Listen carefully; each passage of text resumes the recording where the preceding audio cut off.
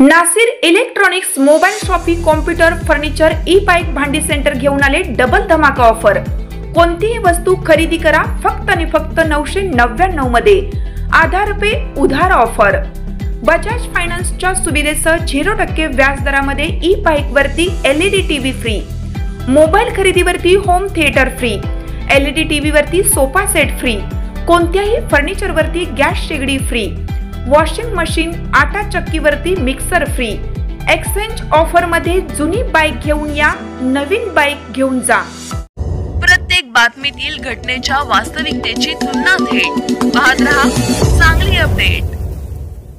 सांगली जिल्ह्यातील शेतकऱ्यांची सरसकट कर्जमाफी लवकरात लवकर करा, माजी खासदार संजय काका पाटील यांचे आवाहन। सांगली जिल्ह्यातील शेतकऱ्यांची सरसकट कर्जमाफी करून त्यांचा 7/12 कोरा करण्यात यावा, तसेच थकीत कर्ज वसुलीस तात्काळ स्थगिती देण्यात यावी, अशा मागण्यांसाठी माजी खासदार संजय काका पाटील यांच्या नेतृत्वाखालील जिल्हाधिकारी कार्यालयासमोर एक दिवसीय लाक्षणिक उपोषण करण्यात आलं। जिल्ह्यातील शेतकऱ्यांच्या अतिवृष्टीमुळे मोठे आर्थिक नुकसान झालं असून त्यांना आर्थिक दिलासा मिळावा यासाठी हे आंदोलन करण्यात आले। यावेळी संजय काका पाटील म्हणाले की सातत्याने येणाऱ्या नैसर्गिक आपत्तीमुळे सांगलीतील शेतकऱ्यांची परिस्थिती अत्यंत बिकट झाली आहे।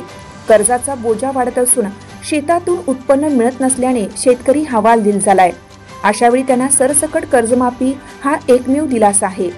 शासनाने वेळकाढूपणा न करता तातडीने निर्णय घ्यावा असे त्यांनी स्पष्ट केले। या उपोषणात प्रभाकर बाबा पाटील, चंद्रकांत कदम, प्रमोद शेंडगे, दिग्विजय पाटील, गजानन कुल्लोळी, सुनील पाटील यांच्यासह मोठ्या संख्येने शेतकरी सहभागी झाले होते। शेतकऱ्यांच्या मागण्यांचे निवेदन जिल्हाधिकारी यांच्या मार्फत शासनाकडे सादर करण्यात आले।